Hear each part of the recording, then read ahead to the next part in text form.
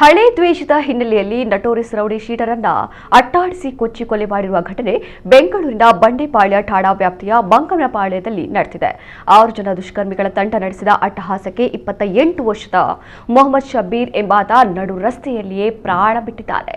ಆರೋಪಿಗಳು ಹೊಂಚು ಹಾಕಿ ದಾಳಿ ನಡೆಸಿರುವ ವಿಚಾರ ಪೊಲೀಸ್ ತನಿಖೆ ವೇಳೆ ಗೊತ್ತಾಗಿದೆ.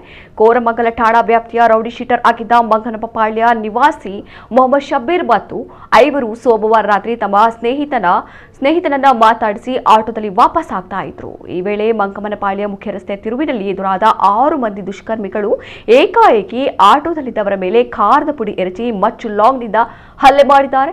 ಈ ವೇಳೆ ಟಾರ್ಗೆಟ್ ಆಗಿದ್ದ ಮೊಹಮ್ಮದ್ ಶಬ್ಬೀರ್ ಮೇಲೆಯೇ ತೀವ್ರ ದಾಳಿ ನಡೆಸಿದ್ದರಿಂದ ಆತ ಸ್ಥಳದಲ್ಲೇ ಉಸಿರು ಚೆಲ್ಲಿದ್ರೆ ಉಳಿದ 5 ಗಂಭೀರ ಗಾಯಗಳಾಗಿವೆ. ಗಾಯಾಳುಗಳನ್ನು ಆಸ್ಪತ್ರೆಗೆ ದಾಖಲಿಸಿ ಚಿಕಿತ್ಸೆಯನ್ನು ನೀಡಲಾಗ್ತಾ ಇದೆ.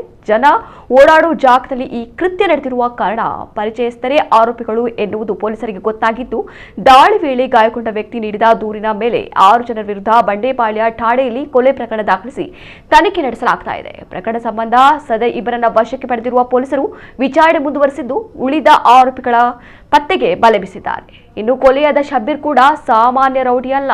ಈತನ ವಿರುದ್ಧ ಬೆಂಗಳೂರು, ಶಿವಮೊಗ್ಗ ಸೇರಿದಂತೆ ವಿವಿಧ ಜಿಲ್ಲೆಗಳಲ್ಲಿ ಕೊಲೆ ಯತ್ನ, ರಾಬರಿ ಸೇರಿದಂತೆ 15ಕ್ಕೂ ಹೆಚ್ಚು ಪ್ರಕರಣಗಳಿವೆ ಎನ್ನಲಾಗಿದೆ.